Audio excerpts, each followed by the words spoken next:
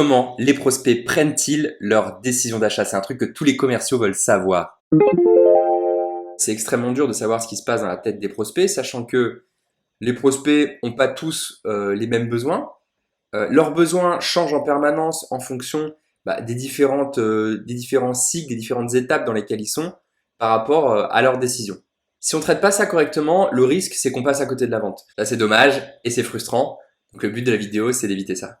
Bonjour à tous, c'est Quentin Despa. Moi j'aide les entreprises à faire plus de chiffre d'affaires en formant leurs commerciaux à des méthodes qui sont évidemment performantes, mais qui sont aussi modernes et honnêtes pour les prospects.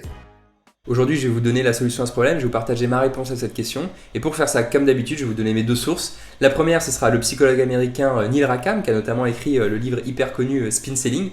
Et la deuxième, c'est un de mes livres préférés, c'est Customer Centric Selling, entre la page 12 à 19 en particulier, pour ce dont je vais vous parler aujourd'hui. C'est parti pour un court PowerPoint, puisqu'il ne fait qu'une seule slide, mais j'ai mis plein d'animations, alors restez attentifs. Donc, ce que je vous présente aujourd'hui, c'est la courbe d'évolution des préoccupations du prospect dans sa décision et en fonction des différentes phases d'achat qu'il connaît, ce qui devrait correspondre, si tout est bien calé, à vos phases de cycle de vente. Donc, cette courbe d'évolution, elle est simple. Il y a un axe des abscisses ici, horizontal, qui est la progression d'un processus de vente, donc en fonction du temps, en partant de « je ne suis inconscient d'avoir un problème, tout va bien » jusqu'à « je décide de vendre », de là à là. Et puis, un axe désordonné, l'axe vertical, qui est le niveau de préoccupation du prospect.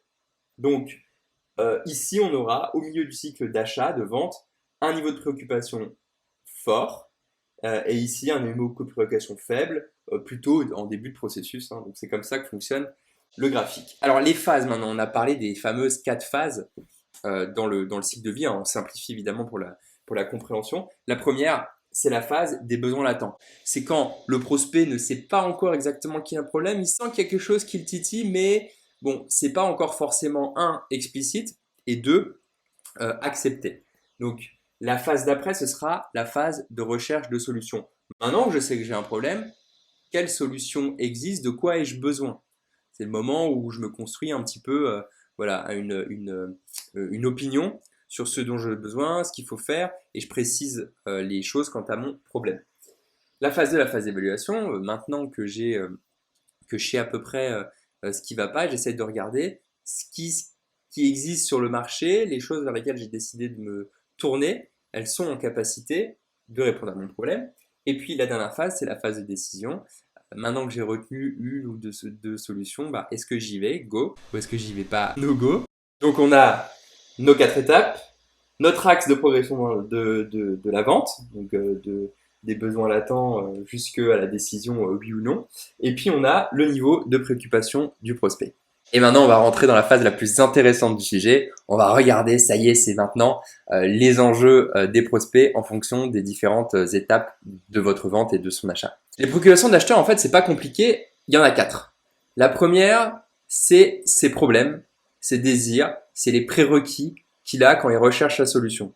Donc, c'est tout ce qui va concerner, en fait, son problème, là où il veut aller.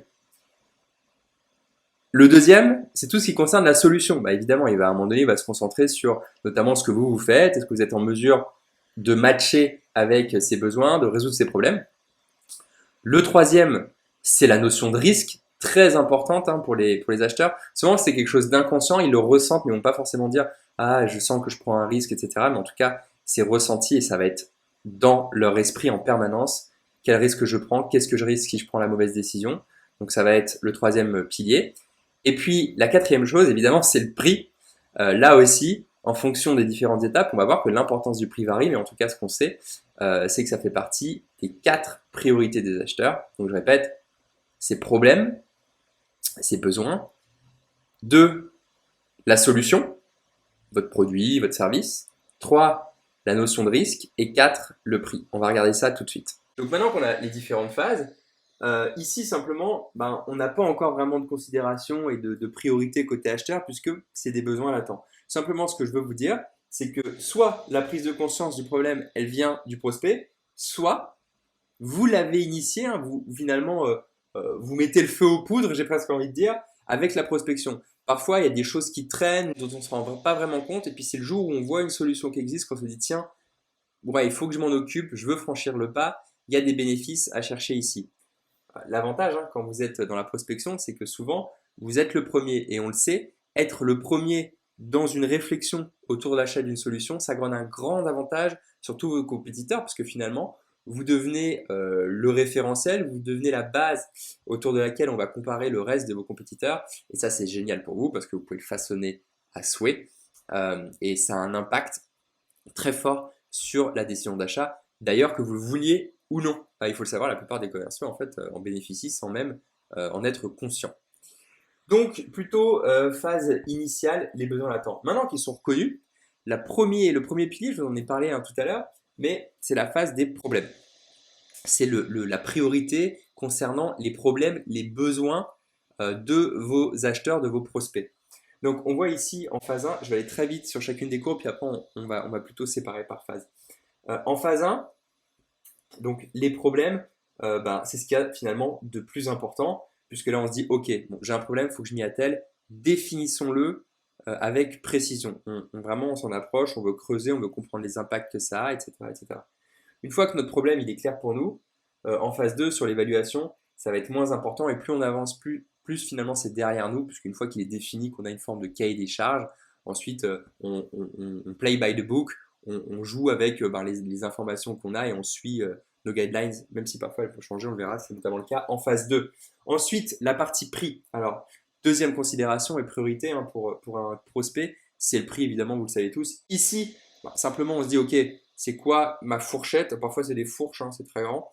Mais en gros, qu'est-ce que je peux me permettre? Alors, ça va dépendre de mes moyens financiers, mais ça va aussi dépendre du poids du problème. Si c'est un problème à 1 million, je peux dépenser 500 000 euros dedans si la première année il est réglé. Euh, Si c'est un problème de quelques économies, de quelques dizaines d'euros, je ne vais pas investir des milliers d'euros dedans. Donc il faut aussi comprendre, et d'ailleurs c'est un tips pour les commerciaux, c'est assez simple d'estimer à la louche un budget évident pour un prospect en fonction de la gravité du problème et de ses moyens, sans forcément les lui demander. Sur la phase d'évaluation, on oublie complètement le prix, on se concentre sur le fait que la solution concorde avec nos problèmes, avec nos besoins, c'est notre point de focus. Et ensuite le prix remonte, parce que plus on avance vers le moment où il faut signer le chèque, plus on se rend compte finalement que maintenant il va falloir que je détermine si le prix c'est le bon et je vais être plus attentif à ce sujet.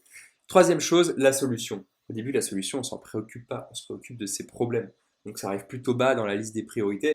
En revanche, ici, quand on évalue, le match problème-solution, il est très important, donc on se focalise que là-dessus. Ça donne une première indication pour les commerciaux, c'est que si vous parlez de votre solution ici, au tout début de la relation avec le prospect, alors qu'on voit que c'est dans plutôt le bas de ses priorités, il ne va pas y être sensible, ça peut jouer contre vous. Donc ici, on prouve presque par des mathématiques, ou en tout cas par ces trois belles courbes, que parler de sa solution, parler de son produit, ça vient plus tard dans la relation, pas dès le début. Et puis une fois que la solution est validée, qu'on va prendre notre décision entre un ou deux compétiteurs, en tout cas c'est validé, on sent que ça peut nous aider, c'est quelque chose auquel on va moins porter attention, puisqu'à nouveau la décision est prise, c'est derrière nous. Quatrième pilier et préoccupation des prospects, c'est le risque. Et là aussi, on voit qu'il évolue en fonction de où on est dans la phase de la vente, en fonction de où le prospect du coup est dans sa phase d'achat. Je fais toujours le parallèle, mais c'est hyper important quand on veut bien vendre, il faut bien aider à acheter. Et pour bien aider à acheter, il faut comprendre ce que c'est que d'acheter, il faut comprendre la psychologie des prospects. Alors ici, le risque, au début, c'est qu'une phase de projection, c'est de la prospective. On se dit, si jamais j'avais besoin d'une solution, qu'est-ce que ce serait?